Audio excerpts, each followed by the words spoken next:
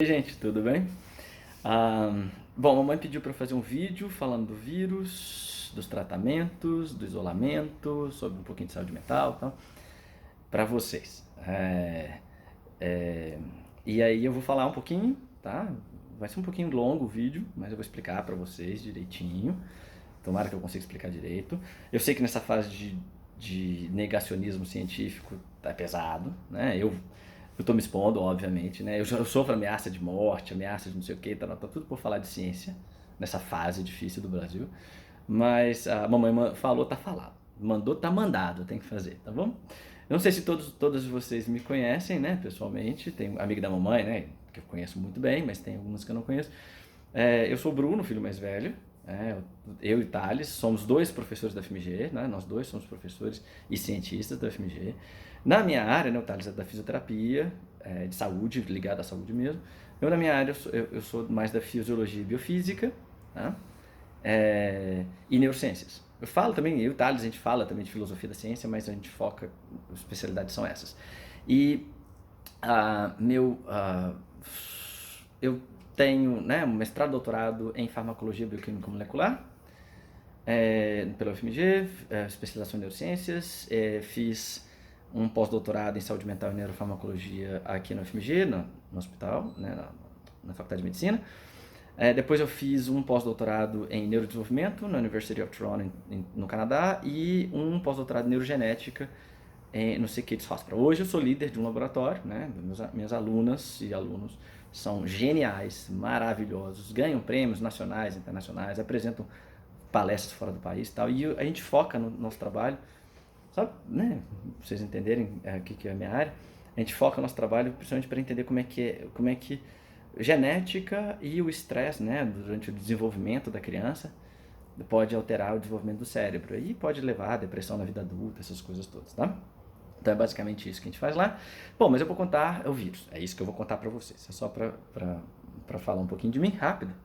É, bom, qual que é a situação do vírus? Primeiro, vou focar em ciência, tá? O vírus ele não é uma criação do governo. Eu sei que o governo da China é do partido autoritário e tal, mas não foi invenção deles. O vírus ele é criado o tempo todo, tá? Ele simplesmente aparece. Um vírus que a gente tem, nossos próprios vírus humanos, eles têm mutações e criam vírus novos.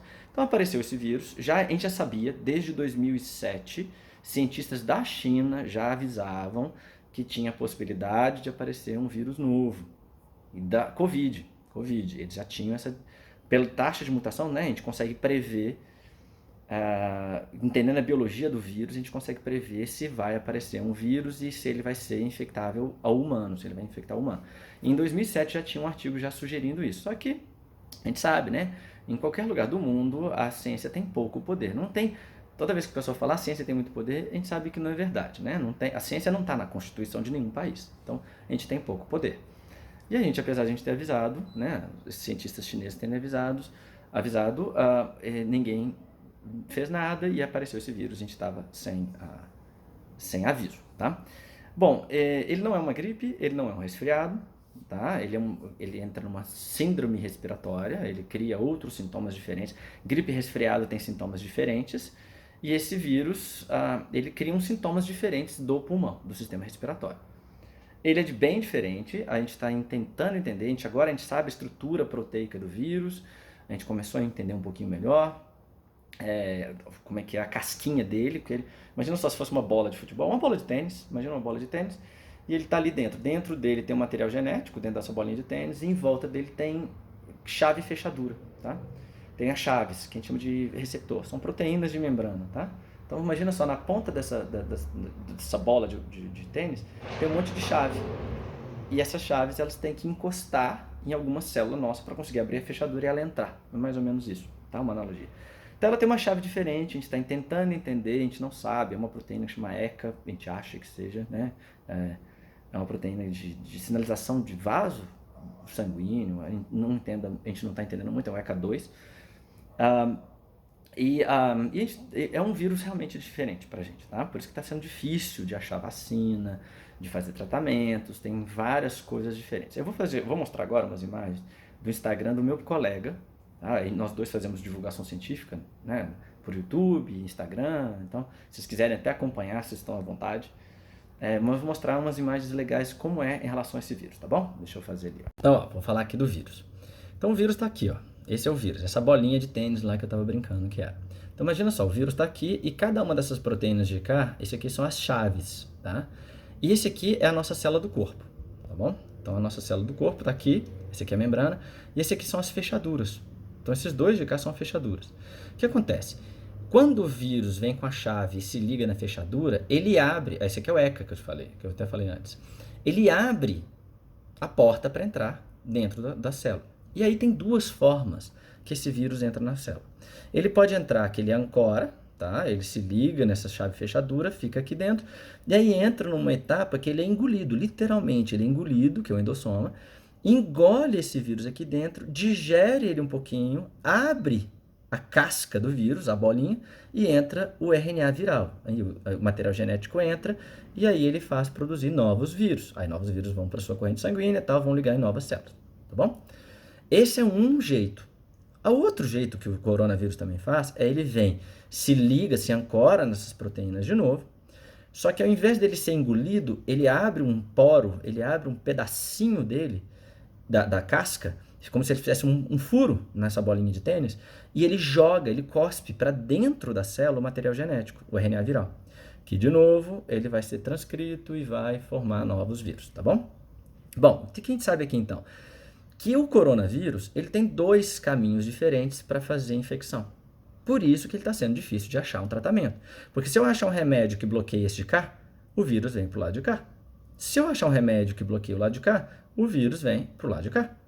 Então, o que a gente vem achando na ciência é que a gente vai ter que criar um coquetel. Um que funciona bem para cá e um que funcione bem para cá. Tá bom? Qual que é o problema do coquetel? O coquetel tem mais efeito colateral e ele pode matar mais gente por efeitos colaterais. Então, a gente está numa luta grande. A gente tem que saber, será que os efeitos colaterais matam mais do que o próprio vírus? São lutas diferentes que a gente tem que fazer, tá bom? Então, esse é o vírus, tá? Esse é o ciclo do vírus que a gente tem a grande dificuldade para entender. Até mesmo porque o vírus ele vem por essa proteína, e essa proteína ela é diferente para a gente, tá?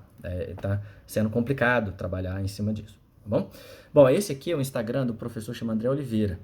Excepcional, um colega meu de departamento lá da fisiologia, e ele faz uma divulgação científica muito boa. Nós dois, tá? Eu tenho o meu Instagram também, que é esse cara. Não dá para ver meu Instagram aqui. Mas nós dois a gente faz divulgação científica para mostrar algumas coisas, tá? De como está acontecendo. Bom, em relação ao tratamento. A moda, né? A gente sabe que tem as modas populistas, né? A gente sabe disso. Era a cloroquina ou hidroxicloroquina. Como é que ela funciona? Ela pode atrapalhar a ancoragem, essa era uma hipótese, que ela atrapalharia essa ancoragem, era uma ideia.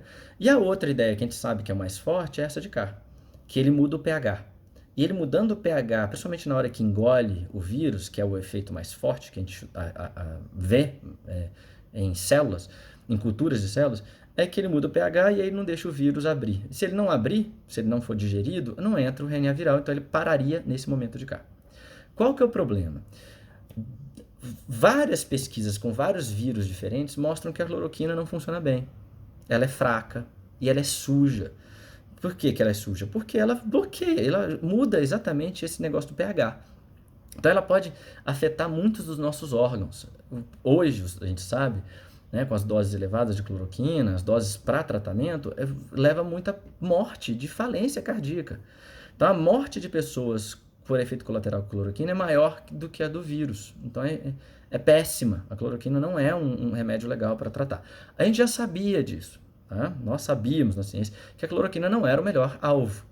Então, o fato de pessoas no poder, sem conhecimento científico, insistirem nisso, fez a gente perder tempo e perder dinheiro público para gastar num tratamento que hoje a gente vê que não funciona tão bem, tá bom? Então, essa é a nossa briga eterna quando pessoas que não sabem ciência vão atrás. Esse aqui é um outro tratamento, que esse aqui é o que teve um melhor resultado, tá? Com alguns testes lá fora do país. A OMS, a Organização Mundial de Saúde, está investindo nesses, Então, Remdesivir e Atazanavir são dois que estão nesses testes. Aqui no UFMG, nós estamos participando, são mais de 50 universidades que estão lutando para isso. E aí o professor Flávio e outros professores, Jonatas, que são professores virologistas, eles estão nessa luta, tá? Bom, esse aqui parece que vai ter um efeito relativamente melhor. Não é bom ainda, mas é relativamente melhor. E o Remdesivir é interessante porque ele atua toda aquela cascata que eu falei para vocês, ele atua nessa parte, na síntese, ou seja, na hora que o vírus, independente se ele vem do lado de cá ou do lado de cá, na hora que ele começa a produzir novos vírus. Então, esse aqui é um que está dando a sensação, a ciência demora, que vai funcionar, tá bom? Então, a gente está nessa fase de cá. A Atazanavir ainda não tem resultados fortes e tal, e tem um outro, que o professor André até colocou também, que é ivermectina.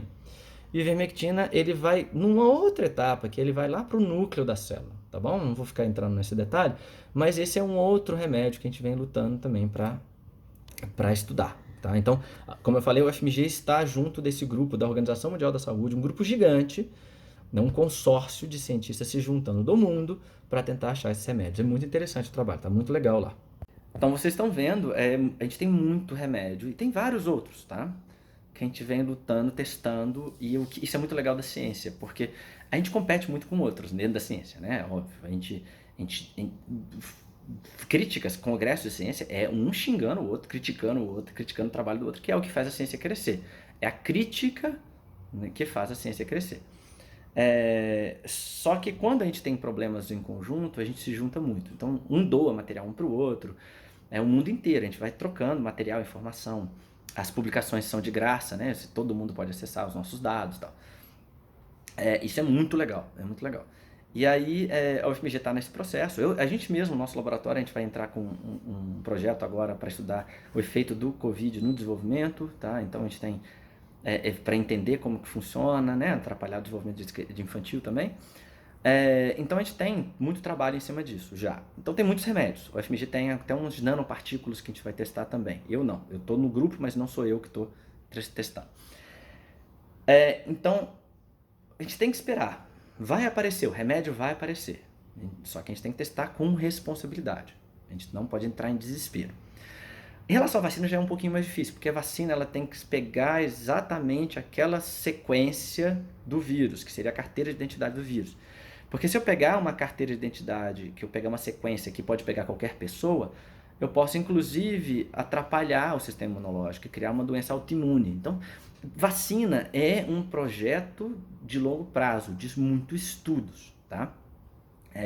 Seria basicamente o seguinte, eu pego a carteira de identidade, imagina só, eu tenho que achar dentro de Belo Horizonte uma pessoa chamada Covid-19, tá?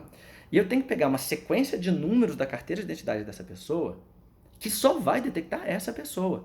Porque se o meu anticorpo detectar uma sequência que tem outras 10 pessoas, ao invés do meu anticorpo atacar só aquele indivíduo que tem aquela carteira de identidade, ela pode matar outras células, tá? Então a gente tem outras pessoas, pode atacar outras pessoas. Então, investimento em vacina é um processo longo. Então vai demorar mais, a vacina demora mais. Eu acredito aí, dentro de um prazo rápido, 2 anos, tá bom? Bom, então é isso. Remédio, vacina, o que mais que eu queria falar? Outra coisa que eu queria falar em relação ao vírus, como é que ele sabe que ele funciona? Bom, hoje, essa outra coisa que é difícil, a gente já sabe que existem mais de 40 mutações diferentes de vírus, 40 cepas que a gente fala, tá? São 40 vírus Covid-19. O que significa? Fica mais difícil fazer vacina para um, porque já são 40 agora. E aí, isso significa que ele tem mutações e que ele pode infectar a gente de formas diferentes. Ainda ele está estável, mas a chance dele aparecer um que faça uma coisa diferente é grande. Tá? E aí, nesse aspecto, a gente sabe que essa mutação de Covid-19, ela infecta, e é bem diferente, ela não vai não parece, tá? Porque a gente tem muitos dados, são coisas novas, e ciência demora para descobrir. Mas parece que ela infecta muito mais os tecidos vias aéreas primárias do que as secundárias, que seria do pulmão. Por isso que muitas dessas pessoas têm sintoma de perder o olfato. Ela para de sentir o cheiro de alguma coisa, tá? porque o vírus se conecta nesses nervos do olfatórios, que fazem a gente sentir o olfato mesmo, o cheiro. Então, essa é uma coisa. Qual que é o problema disso? O problema disso é que como o vírus ele infecta essas células da via aérea primária, que são as iniciais, eles ficam mais fáceis de sair. Então é mais fácil de infectar uma outra pessoa. Porque eu posso, aqui falando, sai um cuspe, sai um vírus. Sai uma quantidade de vírus. Então tem um trabalho recente que mostra que ele fica no ar. Tá? Então, onde tem casa com pessoa com Covid, o vírus fica no ar. Esse é um desafio pra gente. Tá? Então ele é fácil de passar para frente. E aí ele tem uma outra coisa que também deixa a gente mais inculcado, que atrapalha um pouquinho a gente pesquisar e achar rápido o vírus. Ele demora aproximadamente 1 semana a 15 dias, entre 1 semana e 15 dias, para aparecer os sintomas. Esse é um problema pra gente. Por quê? Porque se ele demora 1 semana a 15 dias para aparecer os sintomas, tem 1 semana a 15 dias que a gente vai passar o vírus para frente sem saber que a gente está passando. Então a gente pode ficar espalhando o vírus sem ter a menor ideia de que a gente está espalhando, porque ele está ali incubado. E aí a gente vira forno. A gente vira um forno para fazer novos vírus. Nós viramos uma incubadora. E esse é um grande desafio para a gente. Por isso que o isolamento social é importantíssimo nessa etapa. Não porque a pessoa já está tendo o sintoma, mas porque ela pode espalhar sem saber que ela está tendo o sintoma. Tá bom? E aí qual que é o problema? Como eu fico 15 dias lá com o vírus, sendo incubado, formando novos vírus, esse período dentro de mim, a chance de eu formar uma nova mutação é grande. Então, eu não tenho remédio, eu não tenho vacina, demora 15 dias para o vírus ficar dentro de mim para aparecer os sintomas, reproduzindo, a chance dele formar uma nova mutação é grande, ou seja, se eu tiver o vírus, eu posso criar novos vírus ruins. Por isso que o isolamento ele é muito importante, porque ele mantém essas taxas de mutações, essas taxas de produções de novos vírus mais baixas. E aí a chance de aparecer vírus mais graves vai ser menor em um curto período, entendeu? Então é muito importante a gente ficar isolado. Por esse é um dos motivos. Não espalhar muito rápido, que aí eu vou falar de saúde pública ali rapidinho no gráfico, e o outro é para não criar esses novos vírus, senão a gente pode do nada aparecer, do nada um coronavírus ainda mais forte, muito mais mortal, e aí sim, a gente não tem nem tratamento para o fraco, imagina para o mortal. Então é melhor não arriscar, entendeu? Então, essa é uma importância do distanciamento. E aí, falando dessa coisa do distanciamento, do isolamento social, por que que o isolamento social é mais importante que outros tipos? Ele funciona melhor. Por causa desses 15 dias que fica incubando. Esses 15 dias, como ele faz isso, a gente, se a gente fizer o isolamento social, que eles chamam, que não é ciência, que é o tal do isolamento vertical, que é só isolar as pessoas que são vulneráveis, se a gente faz isso, essas pessoas, tá bom, elas vão ficar relativamente protegidas, mas a gente fica passando um para um outro, a chance da gente criar um vírus que depois mata a pessoa mais nova é grande. Foi o que aconteceu. Hoje, o nível de infecção e de taxas de mortes de pessoas que foram infectadas com vírus, com o coronavírus, com Covid-19, já está ficando quase igual em pessoas mais novas e pessoas mais velhas. Por quê? Porque apareceu um vírus que ele é agressivo tanto com pessoas mais novas quanto com pessoas mais velhas. Então, esse é um problema que a gente tem que ficar sempre com cuidado. Por isso que o isolamento horizontal, que é realmente o científico, ele é importante. O vertical, ele não vai isolar. Ele pode até proteger os mais velhos, mas ele vai deixar nós, mais novos, vulneráveis. E vai criar vírus mais fortes que podem fazer com que a gente morra. Tá bom? Eu sei que vai ter um contra-argumento. Mas pode matar várias pessoas depois com problemas econômicos. Concordo, economia é importante também. Só que o problema econômico a gente já conhece. A gente já sabe como resolver problemas econômicos. E são problemas de longo prazo, em que se a gente juntar forças no mundo, a gente consegue passar os problemas econômicos. Pode, por exemplo, uma ideia, imprimir dinheiro. Vai aumentar a inflação. A chance de ter inflação é grande, mas ele impede a deflação. É uma estratégia, a gente já sabe os problemas e as vantagens de imprimir dinheiro. Tem um outro, venda de títulos públicos, né? A gente fazendo a venda de títulos públicos também. É como se fosse o Estado pegando dinheiro emprestado para depois investir. tem um retorno estatal também, pode aumentar a dívida pública, mas a gente sabe como resolver esses problemas. Então, os problemas econômicos que as pessoas estão mais preocupadas são problemas que nós já conhecemos. São problemas de longo prazo, que nós conseguimos lutar contra. Os problemas do vírus, não. Isso a gente não conhece e a gente precisa de tempo para lutar contra eles. Então, é melhor investir tempo e dinheiro para lutar contra uma coisa que a gente não sabe agora, já que a outra a gente já conhece como fazer. O problema econômico a gente já conhece, a gente já passou por vários e vários e vários, né? Que a gente sabe muito bem como fazer. Inclusive a crise do Prime americana, então 2008. Então por isso que são as vantagens, por isso que é importantíssimo fazer isolamento social. Eu vou mostrar uns gráficos agora, também rapidinho, que vai ser legal para vocês entenderem por que é importante, por que nem sempre aqueles países que não fazem isolamento também não funcionou nada, tá bom? Então vou mostrar um pouquinho rapidinho aqui para vocês. Bom, então aqui, ó. Esse aqui é o que eu estava falando para vocês. O que acontece? Se a gente não faz isolamento social, esse aqui é como se fosse a linha do limite de leitos nos hospitais, de vagas nos hospitais. Se a gente deixar subir muito rápido, ele sobe, o número de casos, ele passa além dos leitos, isso aqui é o tanto de gente que vai sofrer com a crise de saúde, tá bom? Aqui não. Se a gente atrapalha e empurra essa curva para frente, a gente espalha a curva para um jeito horizontal, em vez de ser vertical. O que é importante olhar aqui? Ó? O número de casos, ou seja, a gente chama de área sob a curva, dessa curva de cá e dessa curva vermelhinha é a mesma. Isso significa o quê? Que o número total de casos daqui e daqui vai ser o mesmo. Isso significa que não é que a gente está lutando agora, se a gente deixar fazer esses dois exemplos, não é que a gente está lutando para diminuir o número de mortes, número de pessoas infectadas, mas diminuir o número de mortes por pessoas numa crise crise de saúde. Belo Horizonte conseguiu, eu tenho que tirar o chapéu para o prefeito, apesar de eu ter crítico muito grande dele, mas eu tenho que tirar o chapéu para ele, porque ele abraçou a ciência, ele conseguiu empurrar. E o fato dele conseguir empurrar fez o seguinte, a partir do primeiro caso, se ele conseguiu empurrar para frente, significa que hoje, durante esse período até chegar nessa parte de cá, ele conseguiu criar hospitais de campanha e deu tempo para a ciência começar a inventar, desenvolver, criar, descobrir novos tratamentos. Infelizmente, Belo Horizonte está chegando nesse ponto aqui, ó. Tá? Então, significa o quê? Que nós estamos tendo casos de doença, a gente não descobriu remédio ainda, a ciência não conseguiu, está difícil de achar.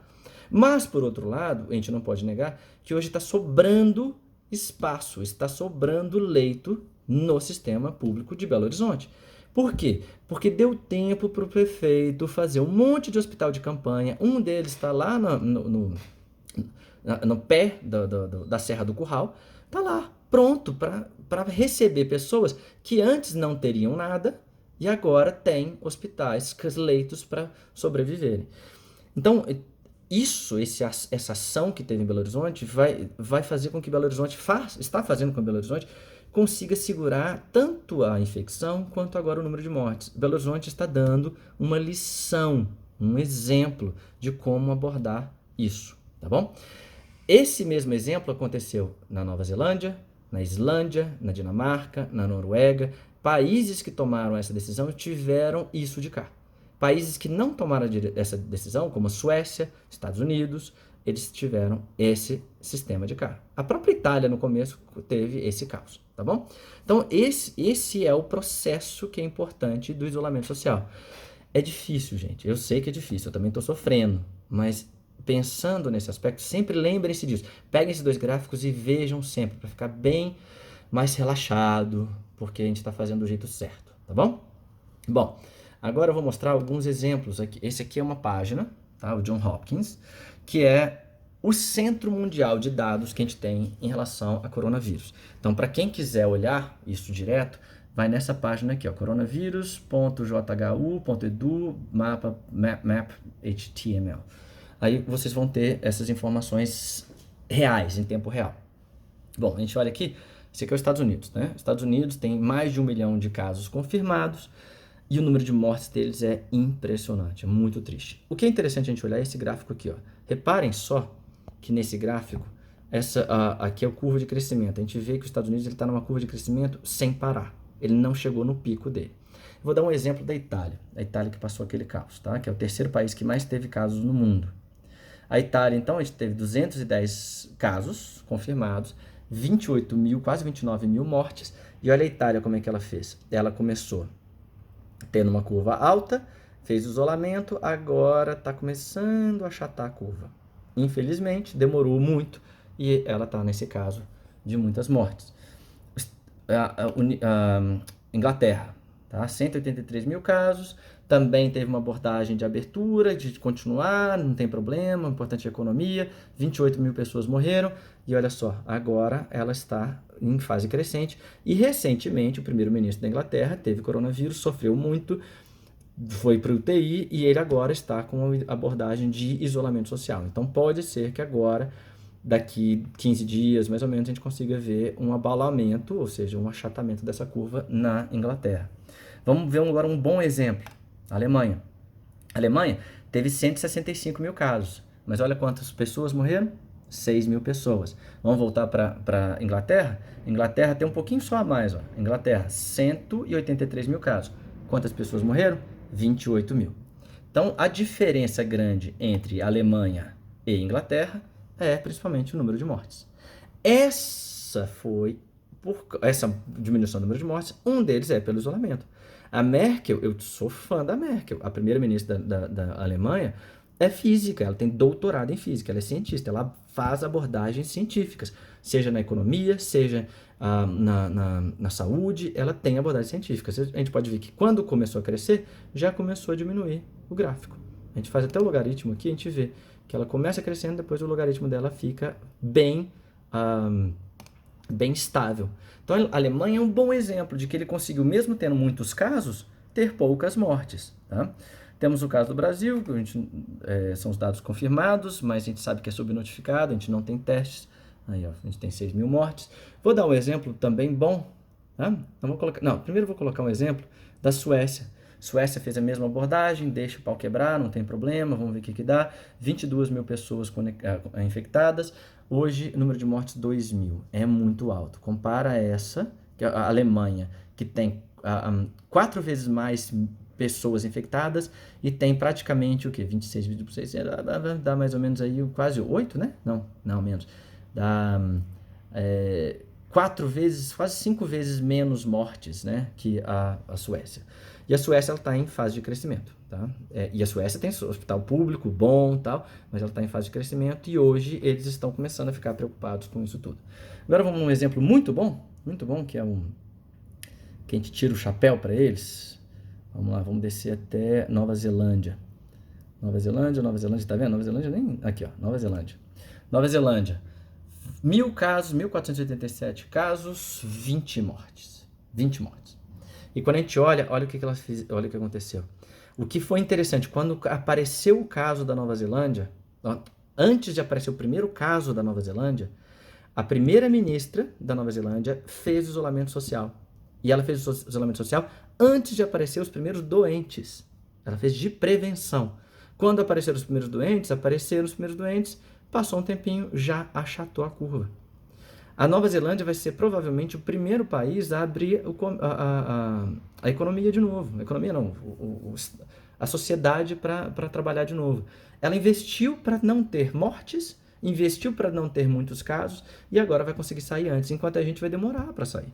Então, mais um exemplo de uma mulher que consegue fazer baseado em ciência e consegue fazer todo um projeto, um trabalho para valorização de vida, tanto a curto prazo nas doenças, quanto para longo prazo, que seria da parte econômica, tá bom? Bom, agora eu já expliquei, espero que vocês tenham entendido, espero que eu tenha explicado de forma boa como é que o vírus funciona, como é que ele se liga, como é que ele se liga no nosso corpo, por que ele demora, por que ele é difícil de ser tratado.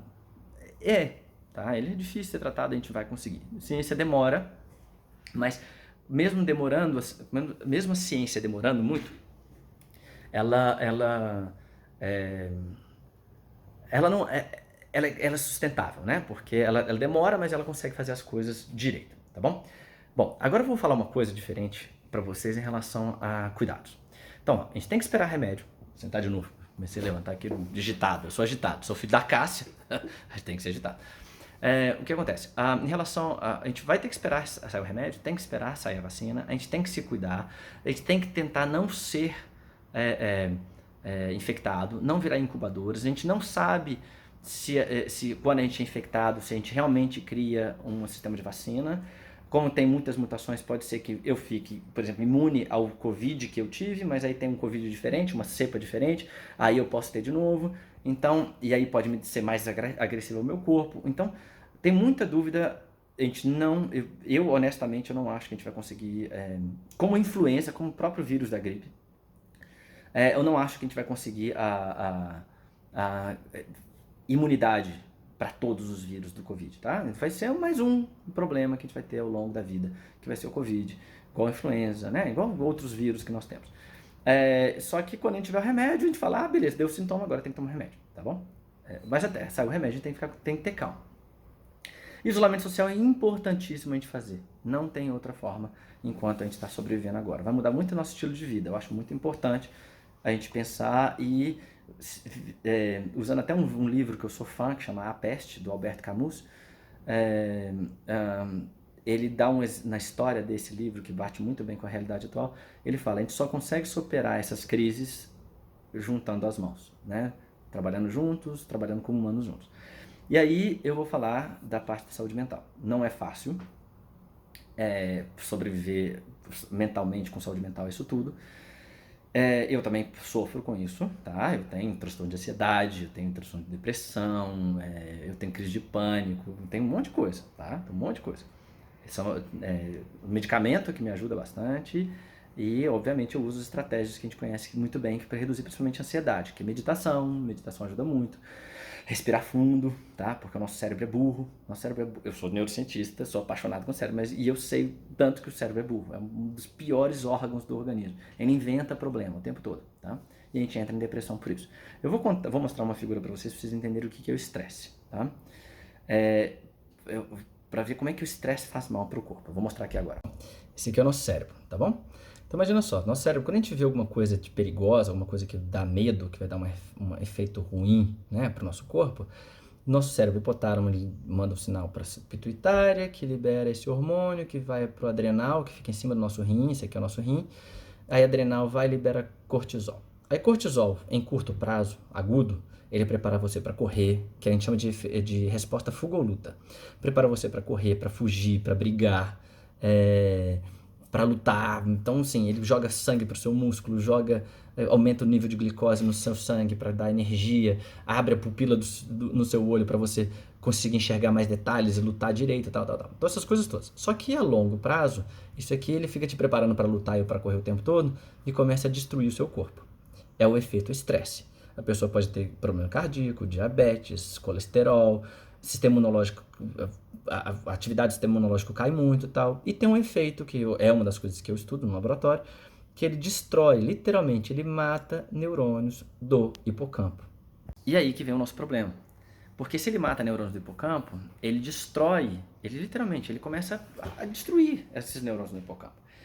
E aí, tendo menos neurônios no hipocampo, uma das coisas que a gente sabe é que uma pessoa que está com depressão, ela tem uma morte de neurônios nesse hipocampo. Então o estresse, uma das coisas que ele leva à depressão, o estresse leva à depressão, é porque ele destrói esses neurônios no hipocampo. E o hipocampo, ele inibe, olha só, ele inibe esse sistema.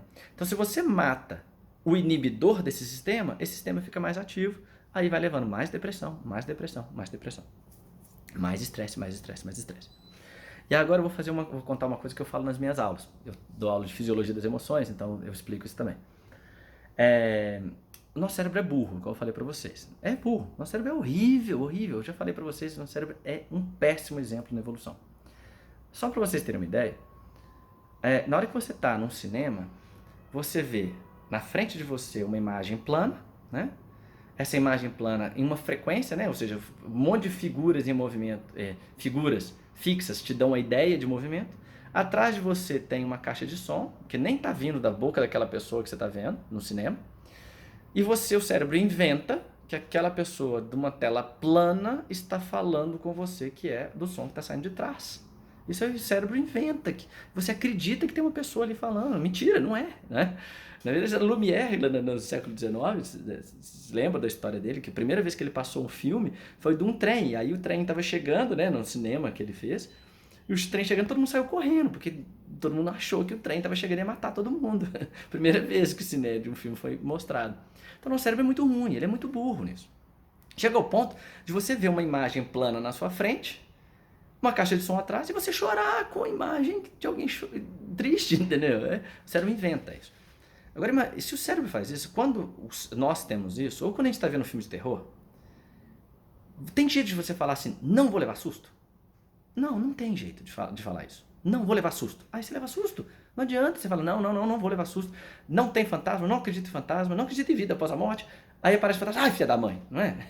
O cérebro é falho, ele é cheio de problemas, né? Aí o que acontece? Se a gente fica vendo notícias ruins o tempo todo, e notícias que nós não conseguimos lutar contra, porque no meu caso, eu tenho que assistir, eu tenho que estudar, eu tenho que fazer divulgação, eu trabalho com saúde, né, com saúde mental e isso tudo, eu tenho que ficar assistindo, eu tenho que ver, mas eu tenho que trabalhar para não ficar sendo afetado por isso. Por quê? Porque o meu corpo reage a uma imagem dessa igual como se eu estivesse vivendo. Isso é empatia, não é verdade? Quando a gente está assistindo alguma coisa, né? Se a gente vê o filho de vocês, a filha de vocês, o netinho, a netinha de vocês, fazendo uma coisa e eles estão felizes, a gente não fica feliz também? O coração não parte mais forte? A gente não chega até a suar de felicidade vendo eles? Se eles estão doendo, se eles estão sofrendo alguma coisa, a gente também não sofre com eles? O coração parte, a gente fica triste, vê... Provavelmente quando o filho ou a filha de vocês teve primeira término de namoro, coração partido, aposto também que vocês ficaram assim, vocês sabiam que passa, com o tempo passa, o término passa, mas aposto que vocês sofreram muito, muito, por saber que seu filho ou a filha de vocês estavam sofrendo.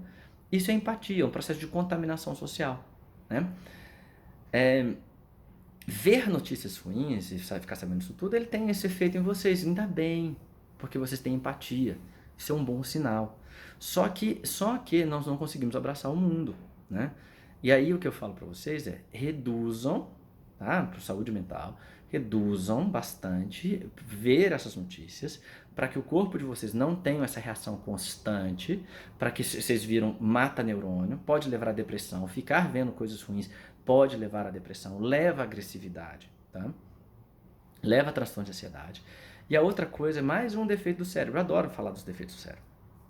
Nosso cérebro tem um centrozinho lá, que ele vê mais ou menos o pH do sangue, tá? Bem de leve, não é nada grande não, tá? E quando a gente era peixe, né, no processo evolutivo, quando nossos parentes peixes lá atrás, saber o pH da água do ambiente era muito importante para a sobrevivência. Se mudar o pH da água, o peixe tem que sair nadando correndo, porque senão vai destruir a brânquia dele, essas coisas todas. Só que e isso leva a um comportamento de pânico do peixe. Então mudou o pH, ele foge com um comportamento de pânico, porque senão ele vai morrer. O nosso cérebro, a gente trouxe isso de volta, trouxe com a gente. Só que a gente não vive na água, não tem perigo nenhum ter pH aqui em volta de mim, então não faz diferença nenhuma. Só que é um resquício evolutivo. Bom, então nós temos um detector de pH sanguíneo numa parte do cérebro, tá? E ele leva a pânico, né? Por isso que quando você é sufocado, você tem pânico. Por quê? Porque quando a gente tem pouca oxigenação, tem muito gás carbônico, o gás carbônico vira CO-, tá? E aí isso é acídico, de leve, não é nada assim forte, tá? Nada disso. Mas é de leve. E só que essa informação, que quando você tem mais gás carbônico no seu sangue, essa informação fala assim, você vai morrer. Só que você não vai morrer. Entendeu? Você tá só, ao invés, por exemplo, você tá ansioso, ao invés da gente respirar assim, ó, como é que você detecta que uma pessoa tá ansiosa? Quando ela tá assim, ó, ou quando ela tá assim, ó. Quando ela tá assim, não é? Com respiração curta e rápida, né? Bom, respiração curta e rápida é um problema. Por quê? Pensa num balão. Se eu encho o balão um pouquinho só de água, e eu faço um monte de furinho nele, ele vai esguichar água ou ele vai gotejar água? Ele vai gotejar, não é? Porque ele não tem pressão para esguichar água. E se eu encher com muita água, o que vai acontecer? Vai esguichar água. É o nosso pulmão, mais ou menos igual ao nosso pulmão, com oxigênio. Se eu faço respiração curta, assim, ó, não vai ter o transporte de oxigênio tão forte para a corrente sanguínea. Se eu faço assim, ó, aí eu tenho. Entendeu? Ou seja, respirar curto, que é a nossa ansiedade, faz com que tenha uma acidificação de leve do sangue, que leva a transtorno de ansiedade. Então, toda vez que você estiver ansiosa, respira fundo. E segura. Faz meditação, respiração. Faz yoga, meditação. Eu não acredito em Deus.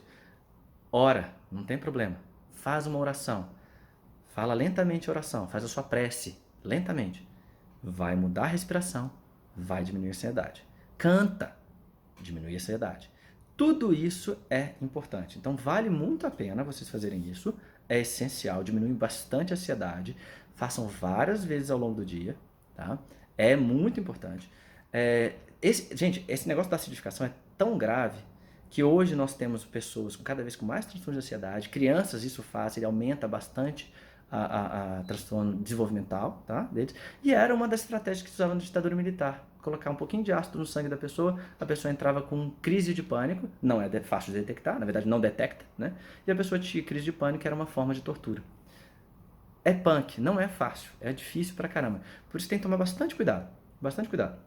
Respira fundo, canta, ora, prece, meditação, yoga, não importa. Modula a sua respiração. Essa é uma coisa. Evita ver coisas que fazem muito mal, né? Coisas que por causa da empatia nós acabamos sofrendo junto, porque o nosso corpo não sabe se você está vivendo ou se outra pessoa está vivendo. Eu falei, nosso corpo é burro. E por último, uma das coisas que a gente sabe muito que está envolvido com redução da ansiedade e depressão é enriquecimento ambiental. Em camundongos, em animais, quando a gente vai fazer testes, a gente faz uma coisa que chama enriquecimento ambiental. E, nossa, segura, ele tampona, ele protege muito o nosso cérebro contra a depressão, ansiedade, essas coisas todas. Tá?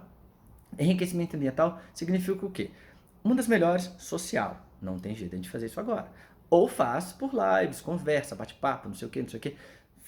Social, esse é importante. Mas como a gente tem a limitação social, tem outros tipos. Leitura, música, arte, filme, faz outras coisas. Eu agora estou cada vez ficando melhor em cozinhar, eu estou cada vez ficando melhor, estou lendo, vocês podem ver que, né, leio bastante, leio a Piauí, que é uma revista que eu amo, escuto muito podcast, então são coisas que eu sugiro para vocês, tá bom?